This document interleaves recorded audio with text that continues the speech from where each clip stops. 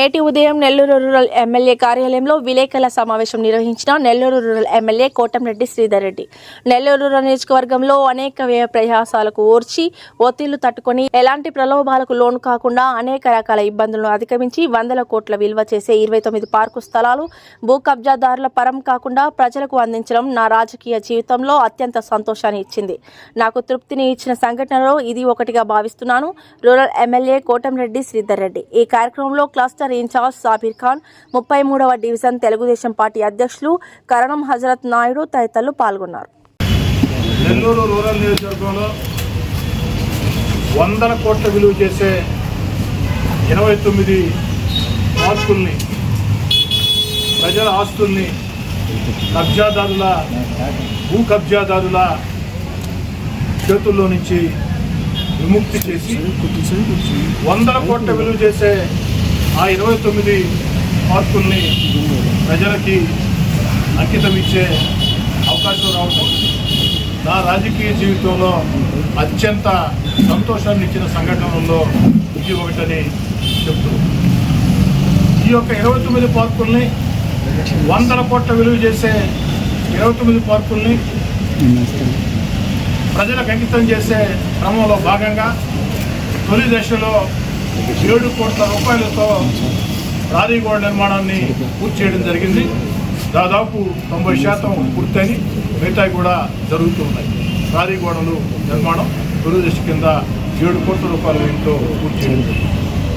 అంతేకాకుండా 2000 మొక్కల్ని 29 పార్కుల్లో నాటడం జరిగింది.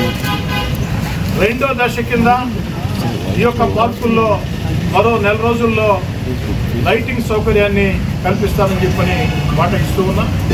మూడో దశ కింద ఏదైతే ఈ 29 పార్కుల్లో వాకింగ్ ట్రాకు, వల్లలు ఏర్పాటు చేసి కనీసపాటి వస్తువులు కల్పించి, ఆ కనీసపాటి వస్తువులు కల్పించిన ఆ 29 పార్కులను కూడా ఎక్కడికక్కడ ప్రజలకి అంకితం చేసే కార్యక్రమం ఒకే రోజు ఒకే సమయానికి ఉంటుందని చెప్పని కూడా మనం చూస్తాం.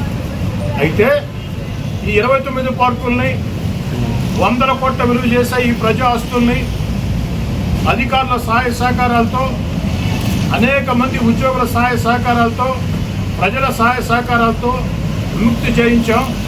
దానిలో కనీసపాటి వస్తువులు కల్పిస్తున్నాం. అక్కడి నుంచి ఆ నిర్వహణ బాధ్యత ఎక్కడికక్కడ స్థానిక ప్రజలు పార్టీలకు అతీతంగా కమిటీలు ఏర్పాటు చేసుకుని నిర్వహించుకోవాల్సిన పరిస్థితిని తీసుకొస్తాం. అందుకు ప్రజలందరూ కూడా ఏదైతే ఎక్కడికక్కడ బాధ్యత తీసుకోవాలని చెప్పని కోరుతున్నాం. ఈ 29 పార్కులు ప్రజలకి అందించే పరిణామ క్రమంలో, కబ్జాదారుల కోరల నుంచి విముక్తి చేసే పరిణామ క్రమంలో సహకరించినటువంటి రాజకీయ వాదాలు, రాజకీయ వివాదాలు వద్దు. మరోసారి తప్పకుండా మా వాళ్ళు మాట్లాడతారు. రాజకీయాల్లో ప్రక్రియ, ఆరోపణలు ప్రత్యారోపణలు రాజకీయాల్లో ఒక ప్రక్రియ. ప్రత్యర్థులు మాట్లాడతారు, మనము మాట్లాడతాం. నిజంగా లేదు నేనే మాట్లాడే సందర్భం వస్తే నేనే మాట్లాడేదానికి కూడా సిద్ధంగా ఉంటా. దానికి ఎలాంటి అనుమానం లేదు. కాదంటే నా రాజకీయ ప్రత్యర్థులను ఎప్పుడు కూడా నేను ఎప్పుడు శత్రువులుగా చూడను, ఆగర్భ శత్రువులుగా చూడను. కేవలం పోటీదారులుగా చూస్తాం. రాజకీయాల్లో అధికారమైన, ప్రతిపక్షమైన, చిన్న రాజకీయ పార్టీలైనా రాజకీయ వివాదాలు ఉండొచ్చు. కానీ ఆరోగ్యకరమైన రీతిలో ప్రజలకు మేలు చేసే విషయంలో అధికార పక్షంగా ప్రజలకు పనిచేయాల్సిన బాధ్యత మాది. ప్రతిపక్షంగా మాలో ఏదైనా పొరపాటు ఉంటే ఎత్తుకు బస్సు బాధ్యత వాళ్ళది. వాళ్ళు సరైనటువంటి ప్రశ్నలు రేకెత్తితే ఖచ్చితంగా వాటిని సానుకూలంగా తీసుకుంటాం. సరైనటువంటి ప్రశ్నలు కానప్పుడు అది సరైన ప్రశ్నలు కాదని ప్రజలకు అర్థమయ్యే రీతిలో మా భాషలో మేము చెప్తాం.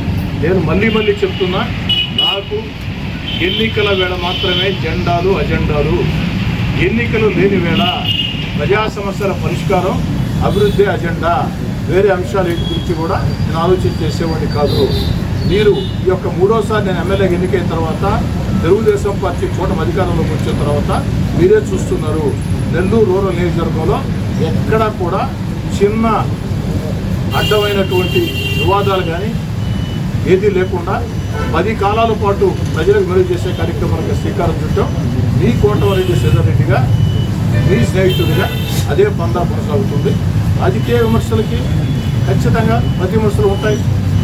అది అవతల వాళ్ళు ఏ విధంగా మాట్లాడితే యువతల వాళ్ళు దానికి సమాధానం ఇస్తారు.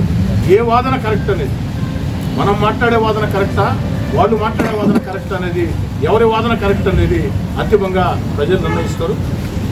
ప్రజలు నిర్ణయించడం అంటే ఎన్నికలే ప్రామాణికం. ఎన్నికలే అంటే మరో సంవత్సరం రోజుల్లో కార్పొరేషన్ ఎన్నికలు రాబోతున్నాయి. మరో 4-5 నెలల్లో పంచాయతీ ఎంపీటీసీ ఎన్నికలు రాబోతున్నాయి. నెల్లూరు రూరల్ నియోజకవర్గంలో ప్రజలు ఎలాంటి తీర్పు ఇవ్వబోతున్నారో కూడా అందరూ ఖచ్చితంగా చూస్తారు. ప్రజల మీద ఆ సంపూర్ణ విశ్వాసం నాకుంది. ఈ యొక్క పవిత్రమైన అంశం ప్రజలు తెలియజేస్తున్నట్టుగా రాజకీయ వివాదాలు వద్దని నా అభిప్రాయం. మిగతా విషయాల్లో మిగతా విలేకరుల సమావేశాల్లో ఖచ్చితంగా మా వాళ్ళు సమాధానం చెప్తారు. లేదు ఒకవేళ నేనే సమాధానం చెప్పాల్సిన పరిస్థితి వచ్చింది, ఖచ్చితంగా నేను కూడా సమాధానం చెప్తాను. నేను సమాధానం చెప్పే రోజు రాకూడదని కోరుకోండి. ఎవరైనా నా రాజకీయ పోటీదారులకి నేను విజ్ఞప్తి చేసేది ఏంటంటే నేను సమాధానం చెప్పాల్సిన పరిస్థితి రాకూడదని కోరుకోండి. ఎందుకంటే నేను సమాధానం చెప్పిన రోజు చాలామంది రోడ్లు కూడా తెరవరు. ఈ వీడియో గనక మీకు నచ్చినట్లయితే లైక్ చేసి షేర్ చేయండి. మరిన్ని లేటెస్ట్ అప్డేట్స్ కోసం మా ఛానల్ ని సబ్స్క్రైబ్ చేయండి.